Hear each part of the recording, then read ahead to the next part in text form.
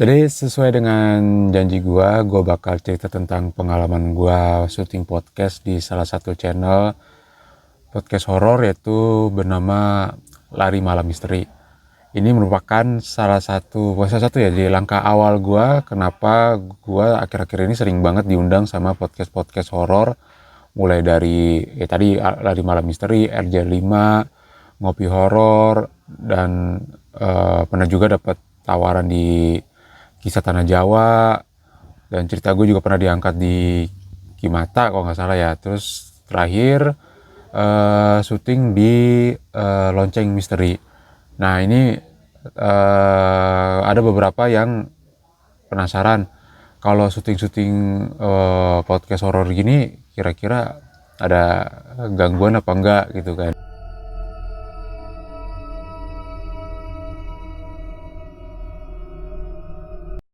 Ya kan kayak standar lah, orang kalau syuting film horor kan pasti ada tuh namanya gangguan-gangguan goib lah atau apalah gitu. Dan ternyata memang di syuting podcast aja yang istilahnya cuman medianya studio, nggak banyak gerak, cuman main suara segala macam, itu pun ada gangguannya juga gitu. Jadi gue bakal cerita tentang pengalaman nggak pengalaman horor ya, tapi lebih pengalaman gangguan, agak gangguan kecil waktu gue syuting di channelnya Lari Malam Misteri. Jadi kalau teman-teman yang pengen dengerin cerita-cerita horor, misteri, bisa nih ke channelnya Lari Malam Misteri. Selain ada episodenya gua, juga ada beberapa episode-episode lain yang seru banget buat didengerin. Dan itu juga bikin kita jadi nambah wawasan tentang alam gaib itu tidak semenakutkan apa yang orang-orang ceritakan. Seperti itu. Oke. Dengerin obrolan bareng di Moski Podcast.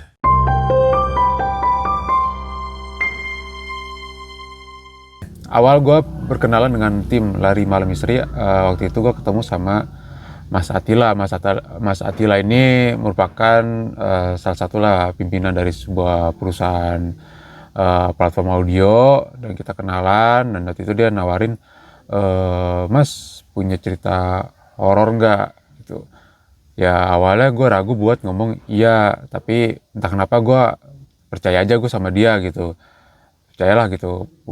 Masalahnya bukan apa-apa ya, karena ini juga hal yang gue ceritakan kepada dirinya itu merupakan cerita asli original yang memang gue selama hampir 10 tahun ngalamin, keluarga gue juga ngalamin, dan itu semua tidak apa ya, kalau dibilang tidak masuk akal, tidak ada hal logis yang bisa gue temuin waktu kejadian itu, dan membuat keluarga gue tuh ya lumayan lah berantakan, ekonomi jadi sulit itu.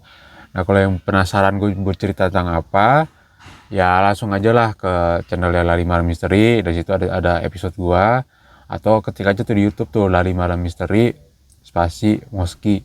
Nah itu nanti bakal nongol tuh episode gue. Itu ntar di deskripsi channel YouTube episode ini bakal ada kok linknya. Nah waktu itu gue iyain untuk udah yuk kita cerita bareng sama dia gitu. Ternyata dia punya channel yang lagi berkembang, dan memang passionnya dia tuh memang seperti itu. Jadi sebenarnya sih gue sama Mas Atila punya passion yang sama di dunia entertain lah gitu kan, di dunia hiburan. Apalagi gue orangnya seneng bercerita, gue seneng sharing-sharing lah tentang hal kehidupan gue ya. Akhirnya yaudah tuh kita ada janjian lah, singkat waktu kita janjian di sebuah tempat di daerah Harmoni, studionya dia. Ya mungkin gue tipe orang yang suka datang lebih duluan gitu kan, jadi ya nunggu dia. Bukan telat sih, memang kan jadwalnya kita jam berapa tuh, itu kan jam 9, tapi gue jam 8 udah datang tuh. Waktu itu emang kondisi areanya memang udah sepi banget gitu. Gue awal juga ragu, ini bener nih syutingnya di sini nih, udah gitu kan tempatnya sepi, ruko-ruko gitu, yang ya nggak ada tukang parkir sama sekali sih sebenarnya gitu kan. Gue takutnya, waduh, motor gue aman gak ya gitu kan. Tapi ya udahlah, Bismillah aja lah, kalau emang masih rezeki mah nggak bakal kemana-mana nih motor gitu, nggak bakal pindah tangan gitu. Udah akhirnya temu Mas Atila juga kan dari kantor baru ke studio. Kita ngobrol dulu di teras studionya, ngobrol, dan gue menceritakan tentang hal-hal itu dulu dari awal sampai ke intinya lah, biar nanti misalnya ada bonding lah antara narasumber dengan host. Itu kan harus bonding banget tuh, jangan sampai kita udah mulai take syuting, si hostnya kayak nggak interest lah sama ceritanya kayak gitu. Ya gue sih kalau untuk masalah ngomong menjadi narasumber kan bukan hal yang baru, karena beberapa kali kan gue juga terlibat di salah satu stasiun TV swasta buat jadi narasumber, mau tuh narasumber emang ngasih jadi cerita gue ataupun narasumber yang memang dibutuhkan atas dasar cerita orang lain. Ya atas dasar cerita orang itu kayak narasumber aslinya tuh nggak mau diceritakan, nggak mau nongol di TV, ya guanya yang mewakili mereka kayak gitu. Itu ada kok. Ya udah akhirnya nunggu temennya tuh ada Mas Angga datang dari jauh juga dah, dari Serpong apa gitu kalau nggak salah. Dia datang pakai motor dengan celana pendeknya gitu kan. Tidak, yuk kita mulai syuting. Nah pas sama Mas Angga gue juga bonding lagi gitu kan, walaupun dia bukan host tapi dia kan kayak cuman bagian perekam multimedianya lah kayak gitu. Tapi kan dia juga harus tahu nih cerita gue tuh nanti bakal ngangkat apa, biar dia juga nggak kaget kok ada cerita seperti ini kayak gitu. Udah akhirnya kita naik ke atas ke studionya pas karena gue kan basicnya udah lama bersinggungan dengan dunia kayak begini ya, dunia goib, dunia klinik segala macam. Badan gue tuh lebih sensitif dibandingkan orang yang belum pernah bersinggungan dengan hal-hal itu gitu. Kenapa gue bilang begitu? Karena gue bisa tahu nih mana tempat yang memang banyak nih atau enggak, atau di sini ada salah satu makhluk yang bisa dibilang iseng gitu kan. Kan mereka ini gue nyebutnya sekarang jin. Jin ini kan sama kayak kita gitu kan, sama kayak masyarakat manusia pada umumnya lah gitu kan. Ya ada yang orangnya penasaran, ada yang sifatnya penasaran, ada yang sifatnya iseng, ada yang sifatnya jahil, ada yang sifatnya masa bodoh. Nah di tempatnya ini, tempatnya studio Lari Malam Misteri ini, gue ngerasa wah banyak juga nih jin yang iseng gitu kan, jin yang penasaran juga. Mungkin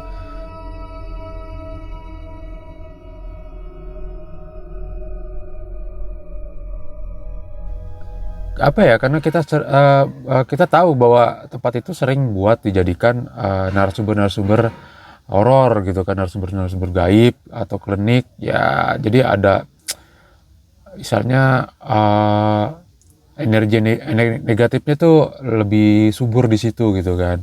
Beda dengan tempat-tempat yang memang biasa dijadikan tempat ibadah, itu kan energi positifnya bagus tuh. Jadi walaupun memang tempat ibadah lah, mau di masjid kayak, mau di gereja kayak, mau di mana, tempat-tempat ibadah itu pasti ada penunggunya gitu. Maka kalau di masjid mungkin mungkin jinnya muslim gitu kan, mereka kan juga punya agama, karena Allah itu kan menciptakan makhluknya apapun itu, mau yang alam jin, mau yang makhluk yang ada di dunia gitu, manusia, itu kan cuman satu tujuannya untuk menyembah Allah Subhanahu wa taala. Nah, sama juga jin kan juga ada yang muslim gitu kan, ya dia biasanya ada di daerah-daerah tempat ibadah Islam gitu. Oke lanjut, jadi mereka tuh prepare studio, dan kemungkinan ada set-set baru yang mereka belum disiapkan. Jadi gue nunggu lah sekitar setengah jam untuk mereka set studionya.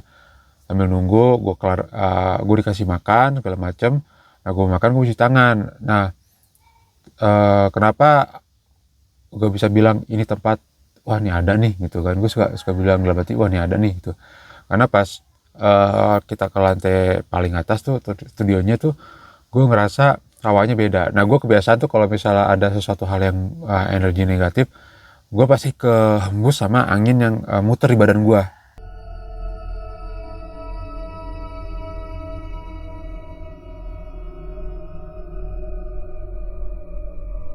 Jadi kayak angin yang kalau kita buka kulkas itu kan masih ada udara dingin kayak gitu kan, nah itu muter tuh di badan gue. Ya kalau gue sih nyebutnya ada sesuatu hal energi yang memang pengen kenalan sama gua gitu kan. Dia lagi, ini siapa nih manusia nih gitu kan, dikeliling gitu kan. Wah, biasanya kalau kayak gini-gini tuh biasanya agak iseng gitu, ada penasaran, iseng, akhirnya usil lah gitu. Jadi sebelum makan gue minta ke kamar mandi kan buat cuci tangan segala macam. Sekalian gue mau cuci muka gitu kan, karena dari kantor ke tempat dia kan lumayan juga, muka berminyak gitu kan, yang apalagi kan channel ini kan juga belum yang gimana, nggak kayak orang kayak syuting film lah, ada makeup artist atau segala macam, ini kan nggak ada gitu kan. Udah langsung aja gitu kan, gue tau diri lah, gue juga harus tampil oke lah di layar, di kamera gitu kan. Akhirnya gue cuci muka, cuci tangan. Nah pas gue selesai cuci tangan, cuci muka, gue sempet tuh kayak yang ini kok hawanya gak enak banget nih di pojokan kamar mandi gitu kan, kok kayak lembab sendiri, terus kayak sirkulasi udaranya beda. Tadi yang di pojokan yang gue curigain itu lebih hangat, sedangkan yang di luarnya tuh kayak adem biasa aja gitu, hawa ruangan biasa. Nah baru pas gue keluar dari kamar mandi tuh ada orang dehem gitu, ada suara orang dehem lah gitu gitu. Tapi demnya gitu kayak yang bener-bener yang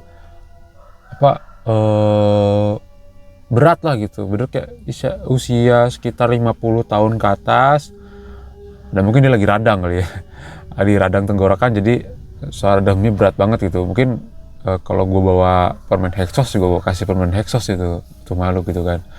Nah, oke dah, itu udah mulai tuh, udah kayak nge-spill tuh, gue ada tuh di situ gitu.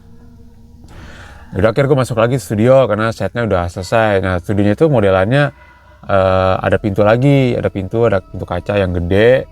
Nah kamar mandinya tuh di seberang gitu, jadi kita buka pintu masuk kamar mandi, jadi nyebrang jalur gitulah, jalur berjalan kaki gitu. Gue masuk ke dalam studio, kita ngobrol, briefing sebentar segala macem. Nah udah tuh kita mulai take, tapi di pertengahan jalan tuh entah kenapa ketika gue bercerita segala macem, 2 kali kalau nggak salah ya, 2 kali mic yang dipakai Mas Attila itu mati gitu kan, micnya mati, ganti lagi, terus mati lagi. Akhirnya kita stop dulu, butuh charging. Ternyata Mas Angga nggak bawa, kalau nggak salah tuh nggak bawa kepala charger, dan ya udahlah. Akhirnya gue keinget tuh, kalau gue tiap hari kan bawa power bank dan udah ada kabel itunya kan, kabel buat pengisian dayanya, gue pinjemin dulu tuh. Jadi Mas Attila kalau dilihat sini tuh dia sempat nggak pakai mic karena itu langsung dari mic yang ada di handphone aja kayak gitu. Udah tuh kita lanjut syuting. Pas lanjut syuting stop lagi karena baterai yang di kamera posisi kanan lowbat gitu kan. Tapi gue dalam hati gue gini, ini apa nggak prepare gitu kan ya, nggak mungkin lah, kalau memang udah ada jadwalnya, udah ada schedule-nya, pasti mereka prepare lah, segala macam baterai, segala macam mic itu pasti udah prepare. Tapi beberapa kali tuh ada gangguan masalah baterai segala macam.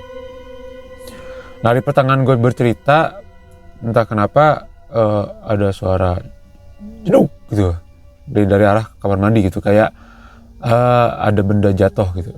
Nah kalau dilihat dari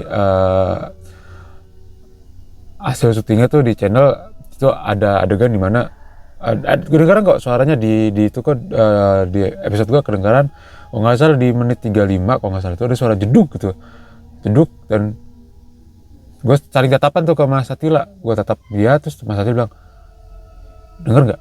Iya. Terus gue bilang iya denger. Terus udah, tapi kayak Mas Angga setelah kelar syuting gue tanya, Mas Angga denger gak tadi suara jeduk? Dia nggak denger malah gitu. Ya udah, kita lanjut lagi tuh syuting segala macem. Nah gue tahu Mas Attila tuh ngerasa ada sosok yang datang di sekitar ruangan ini. Gue nggak tahu secara POV-nya dia tuh gimana, tapi secara POV-nya gue ngelihat ada dua apa 3 makhluk yang ada di luar nih. Jadi kan di luar itu lagi nonton, dia lagi ngeliat di kaca gitu kan, dia ya kayak lagi nonton nonton kita lagi syuting lah gitu, tapi dia nggak masuk ke ruangan gitu, cuman di kaca gitu dia ngelihat ada sosok satu gede hitam. Nah ini yang gue curiga itu adalah dia yang memang ngedehem gue di kamar mandi. Itu gede, saking gedenya tuh dia harus agak nunduk melihat ke area dalam studio gitu. Kalau satu lagi dua ini kayak nggak jelas, karena memang gue bukan termasuk orang yang memang bisa atau ketempelan makhluk lain lah yang biar gue bisa ngelihat itu. Gue enggak lah, gue enggak yang kayak gitu. Cuma kalau bisa ngerasa energinya, dan energi itu kan bisa dibentuk gitu kan, dibentuk. Dan ketika kita ngerasa energi tipe gede dan kita ngerasa takut, ya akhirnya bisa membentuk sosok lah, yang akhirnya sosok itu solid yang bisa kita lihat secara padat dan menyerupai sesuatu gitu, entah makhluk yang serem, makhluk yang hancur, ataupun yang makhluk-makhluk yang memang biasa aja kayak gitu. Itu yang gue rasain sih. Yaudah, syuting lanjut terus, selesai bla bla bla bla, kelar. Ya yaudah kita ngobrol sebentar segala macem. Dan kebetulan juga udah jam setengah 12 malam lah, kalau nggak salah ya, setengah 12 malam kita selesai syuting. Di situ kan kayak Mas Attila memang pas gue mau ending itu, Mas Attila tuh ngerasa sedih banget kan, ngerasa cerita ini tuh yang benar-benar pure sedih banget, yang dia nggak pernah dapetin cerita itu dari manapun, cuma dari gua. Dia sampai nangis. Dia juga heran gitu, kenapa kok dia kayak sedih banget gitu kan, yang gue dengerin cerita sedih aja nggak yang sampai nangis begini. Itu ada tuh pas di episode itu dia langsung mendadak nangis gitu pas gue cerita ending dari cerita itu. Selesai syuting kelar, gue pulang ya nggak ada kejadian apa-apa gitu. Nah baru setelah 5 hari syuting ya gue menjalani aktivitas seperti biasa gitu. Cuman ya di sini gue udah curiga nih. Gue nyampe rumah pas selesai syuting itu kan, gue nyampe rumah kok gue ngerasa kayak bawa sesuatu gitu kan.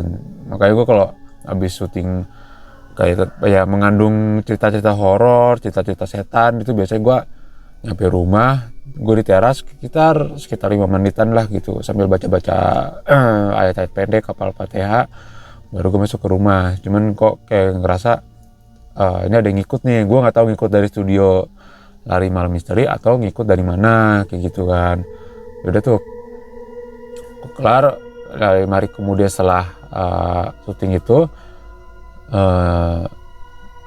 ibu gue nelpon gitu kan, biasalah nanyain kabar, ngobrol-ngobrol. Padahal ruangan yang tepat gue buat nelpon orang tua itu bener-bener ruangan yang sepi, sunyi, nggak ada orang lain yang masuk ke situ.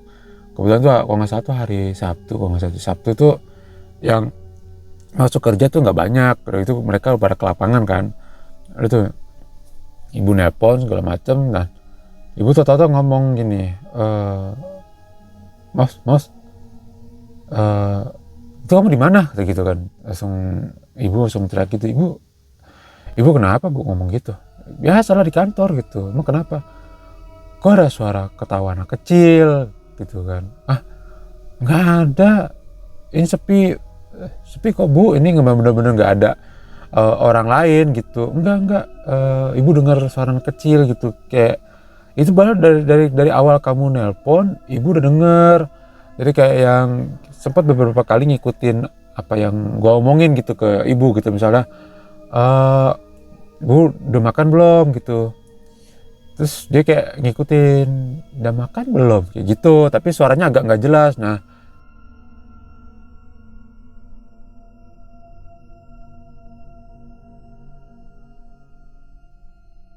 disangkanya gue tuh lagi di rumah gitu, lagi sama anak gitu kan.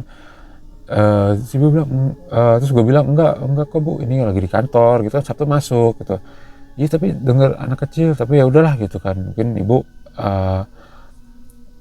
dan gue pribadi pun nggak ngedenger suara anak kecil gitu. Dan gue nggak ngerasain apa-apa, mungkin karena memang gue lagi kondisinya lagi biasa aja, memang lagi fokus nelpon ibu, ya gue nggak ngerasain apa-apa gitu.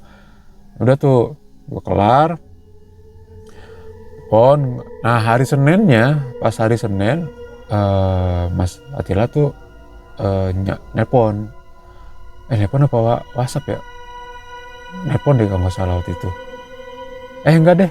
Eh, Pas hari Selasa kita ketemuan lagi tuh sama Mas Atila untuk ngebahas tentang cerita ini. Karena kan ada beberapa hal yang waktu itu gue lupa gue bawa itu foto-foto keluarga gue, foto-foto abang gue, dan dia minjem gitu kan. Dia aku ketemu sama dia Selasa, dan dia bilang pas syuting kelar itu gue ngerasain hal-hal yang di luar logika lah kayak gitu kata dia gitu. Cuman dia cerita tentang ya udahlah, gue cuma nganggap kayak angin lalu segala macam, karena memang kan kita cerita tentang hal-hal yang klinik lah, yang bersinggungan dengan kayak gitu-gitu, udah pastilah ada yang kegesek lah, ada yang nggak suka segala macam. Nah itu udah tuh kita cuekin. Nah selesai itu dia bilang gue sempat berasa diikutin anak kecil kata dia gitu, diikutin anak kecil. Dan pas kan udah mulai editing dan Mas Angga bilang, ini nyampe dari omongannya Mas Angga, dia bilang ketika lagi dengerin file mentah itu dengar suara anak kecil gitu, dengar suara anak kecil, dan dia dengar suara yang lain lah yang masuk itu kayak suara-suara yang ketawa atau segala macem gitu. Terus gue bilang gini, bener Mas, lu dengar suara anak kecil? Iya, di pas lagi ngedit itu suara anak kecil gitu. Wah, jangan tuh anak kecil ngikut gua tuh. Wah, dia nanya, lah emang kenapa? Iya, nyokap nelpon kan, dia nanya kabar segala macam. Dia bilang tuh ada suara anak kecil gitu. Nah pas bahasan ini dibahas lagi, waktu itu kita lagi whatsapp-whatsappan, gue bahas lagi tuh, ya Mas ini ada suara anak kecil segala macam. Dan dia bilang iya nih pas kita edit segala file-file yang kita syuting ternyata memang ada suara-suara gitu kan. Ya udah, gue bilang ya udahlah gitu kan. Terus akhirnya ya gue berusaha lah untuk berdialog dengan makhluk ini di rumah gitu kan. Kita udah mulai ganggu dalam artian mainannya anak-anak gua tuh suka dihidupin sama dia gitu. Jadi kan ada mainan anak yang pakai baterai, waktu itu jerapah-jerapahan tuh. Nah jerapah-jerapahan itu tuh bener-bener bisa hidup kalau dicetek, dan cetekan on off-nya itu keras, nggak yang gampang banget kesenggol langsung nyala, nggak, dia keras. Iya pas tengah malam jam 12:30 nyala gitu, bunyi jerapah apa soal gue kagetnya bukan karena itu diganggu apa, gue kagetnya tuh kayak takutnya nih ada orang gitu kan, ada orang apa siapa gitu kan. Gue kan kalau malam-malam itu sebenarnya gue paling takut sama maling aja gitu kan, orang gitu kan. Kalau sama makhluk-makhluk itu enggak lah gitu kan. Akhirnya gue keluar, bener tuh mainan tuh nyala gitu. Ya pertama tuh, terus yang kedua mainan belajarnya anak gue tuh dijatoin gitu kan. Jadi kayak udah ditata atau jatuh gitu. Itu gue masih mikir mungkin cicak atau ya memang udah mulai geser-geser, kena getaran segala macam tuh jatuh. Tapi yang gue heranin itu ada mainan yang ada di bawah bukan yang digantung, bukan yang ada di atasnya mainan belajaran anak itu. Dia di bawah tuh, di bawahnya box mainan itu bisa keluar dari box, kan aneh gitu kan. Kalau memang jatuh kan pasti jatuh yang bagian atas, ini enggak, dia yang dari bawah dia keluar. Itu kayak mainan mobil-mobilan yang bisa dibikin gembok-gembok gitu kan, itu keluar dari toolbox dari box mainannya gitu kan. Gue bilang wah ini udah mulai iseng gitu kan. Pas hari ketiganya lagi tuh ya ada mulai lagi tuh. Jadi kan lantai kamar atas rumah gua tuh kalau ada orang lewat bunyi tuh duk ya udah tuh ke jam 2 itu udah mulai tuh ada suara duk gitu, kayak langkah-langkah kecil jalan gitu kan. Gue cepet kebangun tuh, gue kira anak gue tuh keluar gitu kan, apa ngambil minum segala macam. Tapi kan kebiasaan dia adalah dia nggak pernah mau ngambil minum atau apapun itu kalau misalnya udah malam, pasti dia bangunin gue buat minta ambil minum gitu kan, temenin ambil minum. Ya terus gue denger tuh suara duk, wah ini mah udah mulai nih, karena ketika makhluk ini dibiarin, gue takutnya kan ngenain anak gue gitu, dan bener aja. Pas malam berikutnya anak gue udah mulai bener-bener nangis kejer banget gitu kan, tiba-tiba aja gitu nangis kejer, takutan, dan dia nunjuk-nunjuk ke arah pintu gitu kan. Dan gue berusaha untuk ngerasakan energi apa yang ada di kamar, ternyata tidak ada, dan yang ada itu di luar gitu. Di luar pas gue keluar kamar, gue merasa cari sumbernya itu udah yang bulu kudu gue tuh merinding semua, wur gitu, kayak merinding nggak, oh nih ini bener nih. Udah terus sekarang gue bangunin istri gue suruh sholat, udah sholat ini anak biar gue yang ngurus gitu kan. Akhirnya anak gue coba gue rukiahin kan, biar tenang segala macam. Udah gue baca segala macam, akhirnya dia sempat teriak kenceng. Nah udah itu selesai, dia udah kelar, dia tidur lagi. Nah habis itu gue sholat, bini gue kelar, gue sholat lagi, gue sholat lah sendirian segala macam. Gue berdialog dengan mereka gitu. Gue kenapa gue bilang mereka, karena gue ngerasa mungkin ini bukan satu atau dua makhluk yang menyerupai anak kecil gitu, tapi bisa lebih dari dua lah gitu. Gue berdialog dengan mereka gitu, gue memohon. Nah gue sampai bilang kalau misalnya memang tidak bisa diajak omong baik-baik gitu kan, ya sebelumnya gue juga minta sama Allah lah gitu kan, untuk melindungi keluarga gue dari macam-macam kekuatan gaib, sihir, segala macam gitu kan. Tapi kan gue berusaha untuk berdialog dengan mereka dengan baik-baik, karena mereka kan juga makhluk Allah gitu yang bisa kita ajak bicara. Gue bilang gitu, kalau misalnya memang tidak bisa diajak baik-baik ya secara berdamai lah gitu kan, gue bakal bisa ngusir dia dengan orang yang memang yang tepat gitu. Karena kebetulan gue juga ada guru agama yang dia udah ngajarin gue tentang hal gaib, yang memang gue yakin dia bisa lah gitu ngusir mereka gitu kan. Ya alhamdulillah setelah itu ya udah nggak ada gangguan apa-apa lagi gitu ya. Alhamdulillah sih gue bersyukur udah mulai damai lagi lah gitu, udah nggak ada yang mainan hidup lagi sendiri, udah nggak ada suara anak kecil yang jedak-jeduk gitu kan. Bahkan sampai gue bilang kalau misalnya memang masih berlaku seperti itu ya mau nggak mau gue agak cara kasar lah gitu, cara kasar untuk mereka pergi dari rumah. Gue udah bilang secara baik-baik, masa iya sih nggak mau nurut gitu. Nah itu tuh cerita gue tentang pengalaman syuting di podcastnya Lari Malam Misteri. Dan sekarang Lari Malam Misteri itu channelnya udah upgrade ya, jadi lebih fokus ke cerita-cerita yang misteri yang lebih seru lah kayak gitu kan. Logonya udah ganti, dan Mas Atila juga lagi fokus nih buat ngembangin si channel ini. Jadi teman-teman yang kebetulan lagi nonton channel gua, ya monggo lo di subscribe juga channel Lari Malam Misteri. Mungkin butuh sesuatu yang beda dengan channel-channel podcast horor lainnya. Nah, gue ngerekomenin nanti si channel Lari Malam Misteri ini buat kalian dengarkan. Ya karena di sini juga ada hal-hal yang bikin kalian tuh gak cuma dengerin, tapi juga ada pelajaran yang bisa kalian dapatin gitu. Oke, teman-teman, terima kasih telah mendengarkan podcast gue kali ini, dan sampai juga di episode berikutnya.